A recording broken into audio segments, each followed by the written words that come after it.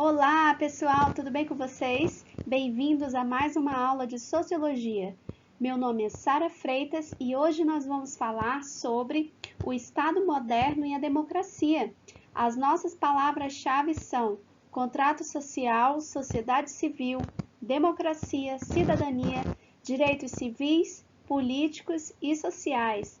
Vamos lá? Desde o Iluminismo, o Estado-nação passou a ser compreendido como produto do consenso entre os indivíduos e também como uma instituição racional que controla e distribui o poder na sociedade. Portanto, é a instituição social responsável por administrar o contrato social. Você sabe o que significa contrato social? Contrato social é o conjunto de regras sociais que os indivíduos desenvolvem no seu dia a dia, para melhorar a convivência, sabe? Essas regras levam à privação de muitas liberdades individuais, a fim de garantir a vida em sociedade. Filósofos contratualistas como Hobbes, Locke e Rousseau entendiam que as sociedades humanas eram divididas em estado de natureza e estado de sociedade.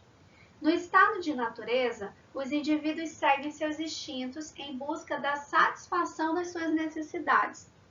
No estado de sociedade, os indivíduos renunciam às suas liberdades para serem protegidos pelo Estado. Na transição do estado de natureza para o estado de sociedade é que surgiu a sociedade civil. E o Estado é a instituição responsável por regular a vida na sociedade civil.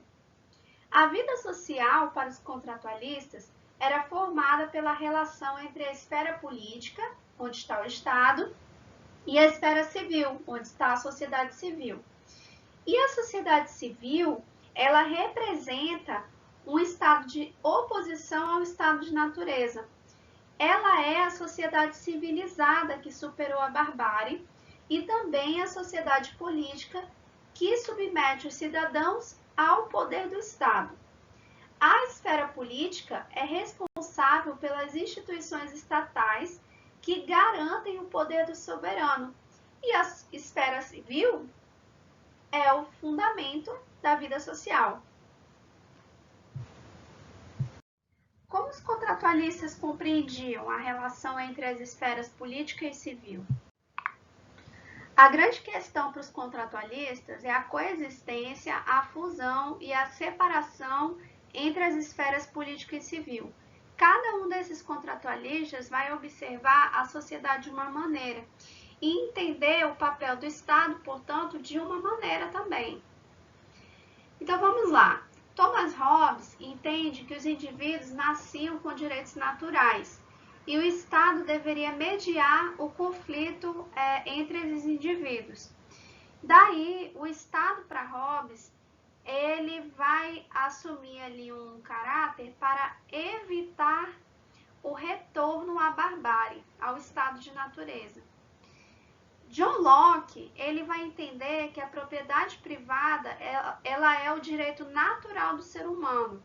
Então, o Estado tem o poder, a necessidade de proteger esse direito natural do indivíduo. Então, o grande papel do Estado é proteger a propriedade privada, garantindo aí o indivíduo em sua liberdade de propriedade. John Locke é um filósofo que vai falar sobre liberalismo político, né? Então, ele dissemina essa compreensão aí que vai desencadear em toda lógica liberal. Jean-Jacques Rousseau, ele vai falar o seguinte, que o estado de natureza do indivíduo é um estado de benevolência, mas a sociedade havia corrompido esse indivíduo, tornando eles desiguais entre si. Somente o contrato social estabelecido na sociedade, controlado pelo Estado, devolveria a liberdade a esse indivíduo. Então, agora nós vamos ver as características mais específicas de cada um desses autores. Como é que o Thomas Hobbes entendia o homem em seu estado de natureza? ele entendia que esse homem, ele era o lobo do próprio homem. Então ele era um ser selvagem, que se não tivesse um contrato social, ele acabaria matando todo mundo, né, em favor ali da satisfação das suas necessidades. Então, o Hobbes, ele é um grande defensor ali do absolutismo, e ele entende que o monarca, por ser um representante divino, ele tem a posse do poder e somente ele pode defender a convivência social. E esse rei, né, esse monarca, ele pode fazer o uso supremo ali da violência, se for preciso. Nesse tipo de contrato social, o homem ele se submete ao poder do governante, abrindo mão de parte da sua liberdade em troca de proteção e garantia dos seus direitos, né, e das demais liberdades. Então, as pessoas aceitavam se submeter ao Estado para usufruírem da ordem, da paz, da proteção à vida e à propriedade. As instituições não eliminam as imperfeições humanas para Hobbes, né? Mas criam condições para uma vida boa, onde os indivíduos vivam de maneira virtuosa, não sendo obrigados a tomar decisões imorais, atitudes imorais. Por quê? Porque eles estão sujeitos aos valores do rei, né? Então a gente vai ter aqui um contrato social feito pelo medo e pela necessidade de proteção, onde esse monarca, ele é o próprio representante de Deus na Terra. Então, ao obedecer a esse representante, eu obedeci a Deus diretamente. Então, essa é a compreensão ali do Estado absolutista de Hobbes. John Locke já vai pensar diferente. Para ele, esse homem ele não nasce com essa natureza. Ele é uma página em branco onde as suas experiências vão tornar ele bom ou mal. Ele não é por natureza mal e nem por natureza bom, entende? E ele vai falar ali sobre uma possibilidade, uma democracia representativa. O Estado ele vai ser um agente neutro e representante do povo. Então, qual é o papel, o grande papel do Estado? É proteger esse indivíduo para que ele usufrua da sua maior liberdade, que é a propriedade privada. Então, quem é o povo ali nesse contexto? O povo é aquele indivíduo que tem posse de propriedade privada. A gente está falando aqui de um momento pré-Revolução Francesa, né? Então, a gente está falando de um pensador, de um liberal político, né? Que vai desencadear toda a lógica da Revolução Francesa. Então, nós temos Rousseau. Rousseau, ele já enxerga que o estado de natureza do homem é benevolente. Então, ele fala que o homem, por natureza, é bom, mas o ambiente onde ele está o corrompe. Então, cabe ao Estado desenvolver um contrato social que faça com que esse indivíduo retorne ao seu estado de benevolência. Então, ele fala ali de uma democracia direta e ele diz que é o único sistema legítimo, né, porque é a expressão da vontade geral. Sobre essa vontade geral discutida por Rousseau, eu tenho que falar para vocês algo a mais detalhes. A vontade geral para Rousseau, ela é diferente de vontade de todos. Geralmente, quando a gente fala de democracia, a gente logo pensa, é o voto da maioria. Mas para Rousseau, não é bem assim, é diferente. Rousseau vai fazer uma diferenciação entre vontade geral e vontade de todos. Ele fala que a vontade geral é a representação do interesse comum da maioria e da minoria. E como você pode ver aí na imagem, nós temos um quebra-cabeça onde cada um está colaborando com uma parte. Não há alguém que está de fora do processo. Na vontade geral, a gente vai ver a representação do interesse privado, ou seja, o interesse da maioria. Então, a gente vê já uma imagem aí onde tem uma maioria distanciada de uma minoria. Então, a democracia para o Rousseau era o produto da vontade geral e não da vontade de todos, o que é bem interessante para a gente pensar e repensar o sentido da democracia. Se ela é a vontade geral, então nós temos que lutar por uma democracia que abarque o interesse tanto da maioria quanto das minorias. Né? Então, a gente não pode pensar um processo democrático que dá voz para um grande grupo. Né? A democracia, para acontecer de fato, ela precisa dar voz a todos. Então, vamos pensar sobre isso. Então, a voz do povo, ela precisa ser ouvida, né? A voz do povo, essa voz do povo é a voz geral, né? Da vontade geral. Então, é essa vontade geral que precisa ser materializada nas leis. Então, será que as nossas leis, elas são a representação da vontade geral ou elas são a representação da vontade de todos? E aí, pessoal, o que vocês acham? E aí, pessoal, será que nós temos uma democracia de fato, ou será que ela é só no papel? Como nós já vimos, a democracia é um regime político onde o povo é o soberano. Então, essa vontade geral é a lei do Estado. O povo é que tem que dar a última martelada, né? Como está aí na imagem que eu trouxe para vocês. Será que a gente vive realmente uma democracia? Nós aprendemos que os elementos constitutivos do Estado são o povo, o território e a sua soberania, e que ele sempre apresentará essa composição, que dependendo como forem organizados, poderão ser democrático ou autocrático, né, que significa ali autoritário ou totalitário. Para que o Estado seja considerado democrático, é preciso que o poder do governo seja limitado, a fim de que o povo tenha liberdade de, além de expor suas necessidades, elas sejam acatadas. Podemos aqui lembrar da análise de Weber, né, que ele faz sobre o político profissional, onde ele observa que ele deve atender às demandas do povo, independente de elas estarem ou não alinhadas aos seus valores, visto que ele é tão somente um porta-voz do povo. Como é que o poder do governo do Estado é limitado para ser democrático? Então, como é que eu sei se o Estado é democrático ou não?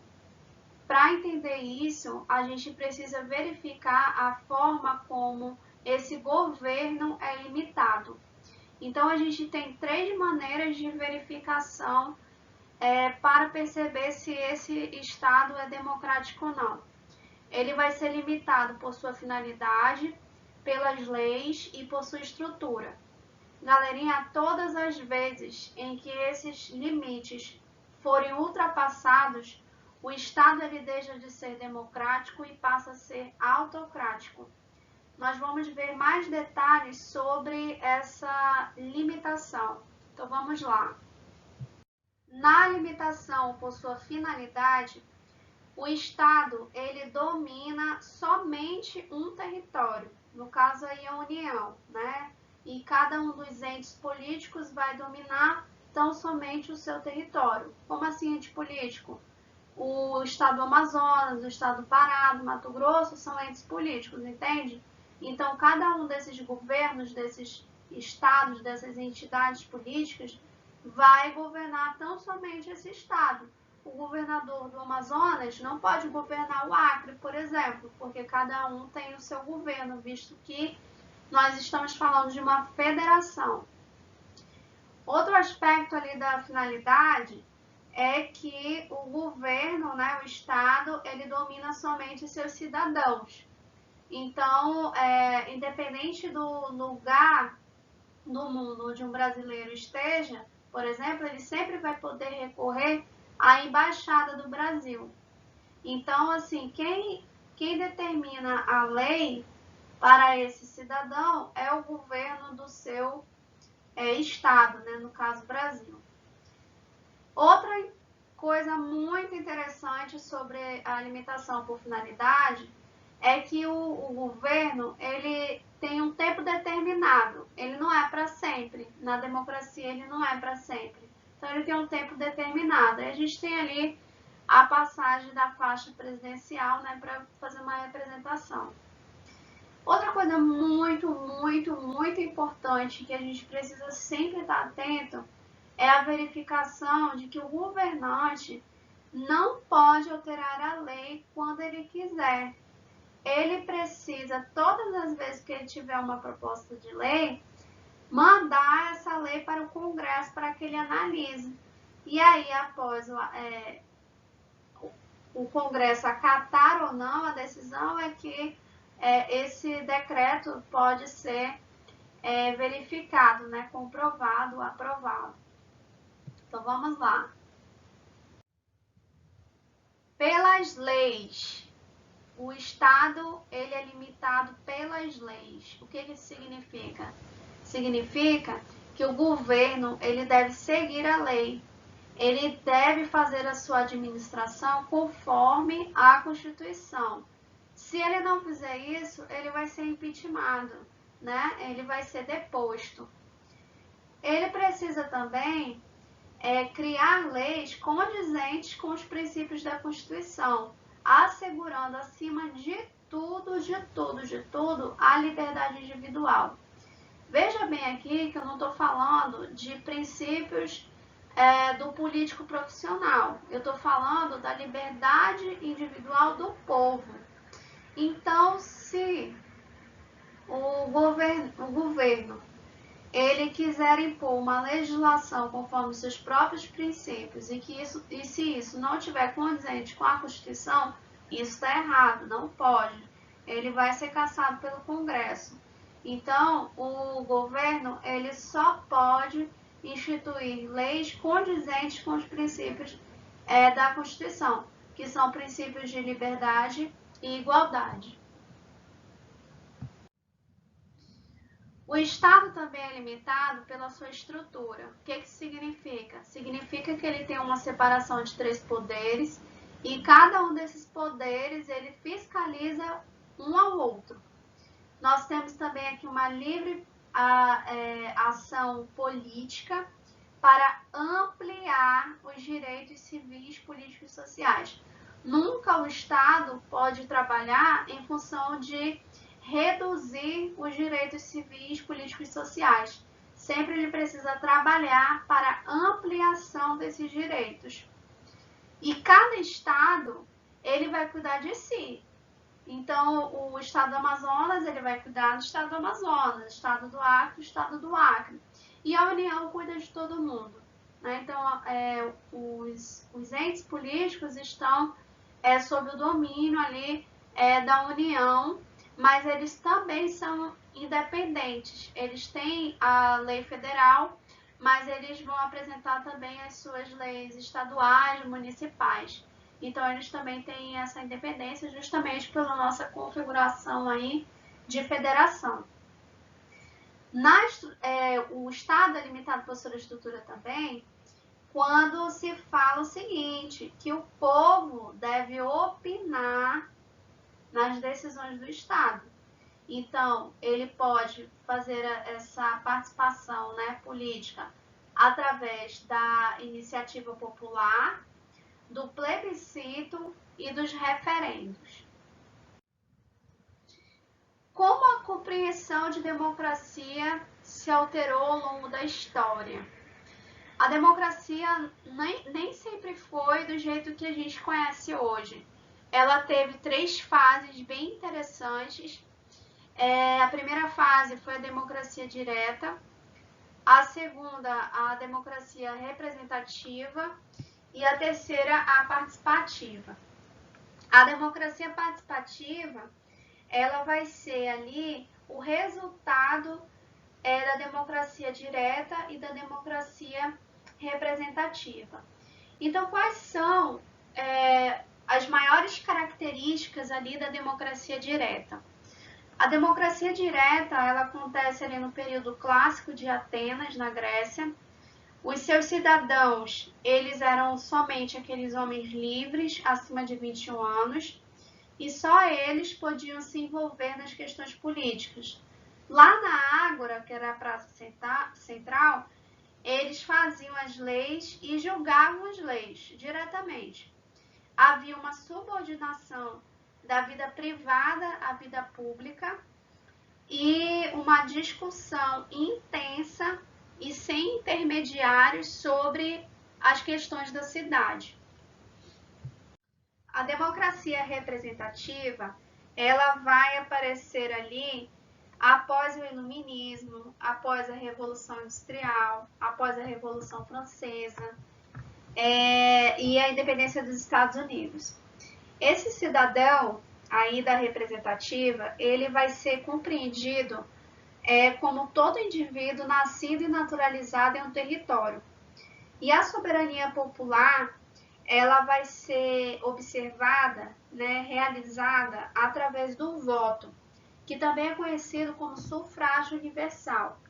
Na democracia representativa, há a separação dos três poderes, há o respeito às leis, há a livre manifestação de pensamento, a compreensão de cidadania, como o acesso aos direitos civis, políticos e sociais, e as decisões sobre a coisa pública, elas não são mais tomadas diretamente pelo cidadão, elas são tomadas pelos seus representantes políticos. A democracia participativa, ela vai acontecer ali a partir das manifestações civis do século XX. Ela vai garantir que o governo haja conforme os interesses da vontade geral, ampliando a participação do cidadão, através de instrumentos como o plebiscito e o referendo, e também da compreensão de iniciativa popular, que vai ser a possibilidade do cidadão escrever uma proposta de lei e apresentar à Câmara, ao Congresso. E aí a gente vai ver que há um processo de redução da distância entre os representantes e os representados, possibilitando a articulação política de grupos sociais com interesses específicos e a possibilidade desses grupos orientarem ações governamentais, portanto, fazendo com que as suas necessidades sejam atendidas. No século XXI, a democracia está relacionada com a cidadania no plano local e com os direitos humanos no plano global. Diante das lutas sociais pela conquista de direitos, houve a mudança da ideia de cidadão, que passou a ser todo indivíduo nascido ou naturalizado em um território que cumpre com seus direitos e deveres. Mas, afinal de contas, o que é cidadania? Cidadania é a prática dos direitos civis, políticos e sociais e a plena vivência dos direitos humanos. Então, o que são esses direitos de cidadania? Nós temos os direitos civis, que ele vai garantir a liberdade individual para pensar e se expressar de uma maneira autônoma. Nós temos os direitos políticos, que garantem a participação da sociedade civil nas relações de poder, como candidatar-se a um cargo e também se manifestar politicamente. E os direitos sociais, que garantem o acesso aos padrões de bem-estar, como educação, saúde, lazer, moradia, por exemplo. Os direitos humanos, eles têm 3 quadros também de direitos, de compreensão de direitos. Nós temos os direitos de liberdade, que vão garantir aos seres humanos que eles sejam livres em falar, em crerem no que quiserem, serem libertos do terror e da miséria. Nós temos os direitos de igualdade, que garantem aos seres humanos direitos iguais e inalienáveis para homens e mulheres de todas as idades, fundamentados na liberdade, justiça e esperança de paz no mundo. E nós vamos ter os direitos de fraternidade, que garante que os Estados-membros da Declaração Universal dos Direitos Humanos se comprometam a promover, em cooperação com a ONU, o respeito universal e efetivo dos direitos do homem e das liberdades fundamentais. Sobre os direitos humanos, nós vamos ter um capítulo específico sobre direitos humanos. Bom, pessoal, eu espero que vocês tenham gostado da nossa aula de hoje e eu peço que vocês acompanhem toda a nossa série sobre democracia e cidadania. Fique ligado, viu, pessoal? Tchau, tchau!